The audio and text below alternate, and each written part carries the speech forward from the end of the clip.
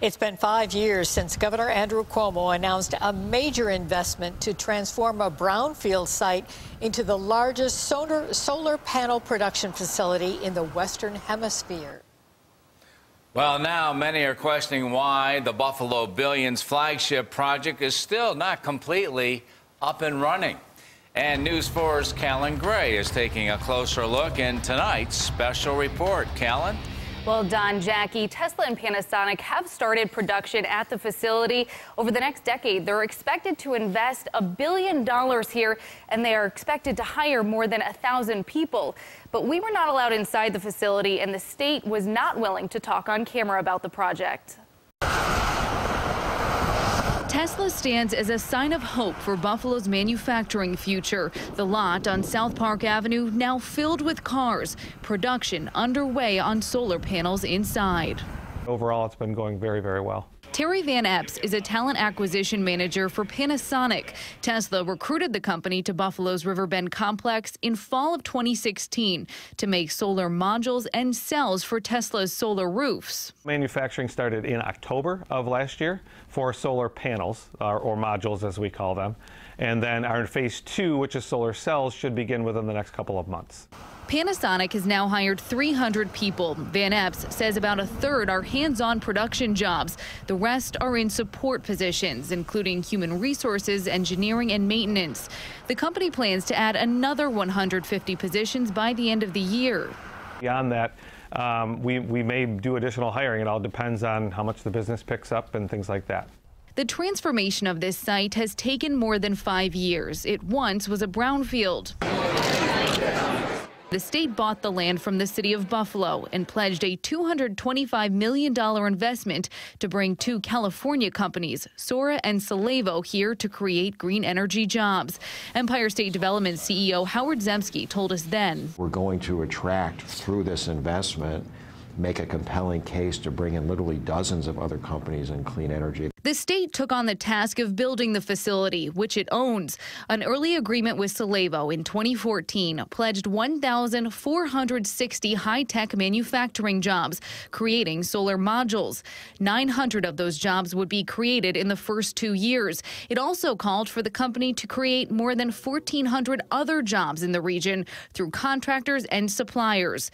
Since then, the state has upped its investment to $750 million, and the site has changed hands multiple times, leaving some to wonder how many jobs will still be created. Their commitments are still 1,400 some odd people in Buffalo and Western New York. Empire State Development delivered its 2017 annual report late, just releasing it in the last week. It says 1,460 jobs at the site are still promised. According to the state, Western New Yorkers will have to wait until 2020 to see all of the positions filled. But Tesla tells us it will get hiring done within a year and a half. 500 of those jobs will be in the factory. Tesla says it will create 5,000 jobs in New York State in the next decade, meeting the goal set by Solevo in 2014. So far, the company tells us there are more than 500 people working at the facility right now. Tesla says its employees are hired mostly from Buffalo and Erie County. As far as we can tell, only a few people from the what we would consider the old neighborhoods are working there. Mike Murphy is the president of the Valley Neighborhood Watch Alliance. I attended the groundbreaking when Governor Cuomo was in town, me and one of my other board members, and again, they're way behind the 8 ball in terms of employment. He's been disappointed in the number of job fairs held in the Valley, First Ward, and South Buffalo. Working class communities, he says, are in need of solid jobs with benefits. We would just like to, again, know what the numbers are in terms of their employment, where these people are coming from. Panasonic says it's recruiting from across the region. We started out at a core in this city, so we kind of worked our way out from where we are located. So we've been as far down as Dunkirk at Jamestown Community College doing information sessions. Van Epps tells us at 2 job fairs in the city, more than 1,100 applicants showed up, competing for the company's 450 jobs. We'll hire people with minimal experience, honestly. A lot of it has to do with the quality of the candidate, what their career goals are.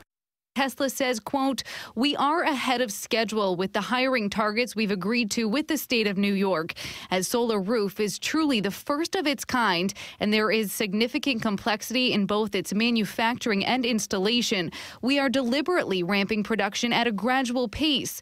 When fully scaled, Gigafactory 2 will be able to produce enough solar cells to add more than 150,000 new residential solar installations every year." The goal is to make sure that we fill these jobs as quickly as possible and make sure that individuals across every single demographic, across every single neighborhood in the city of Buffalo and across Western New York have equal opportunity to gain access to these jobs. We met Democratic State Senator Tim Kennedy at his South Buffalo office. He says 10 to 20 years down the road, the state's investment in the Riverbend complex will pay off. Tesla is not the silver bullet, and there is no silver bullet.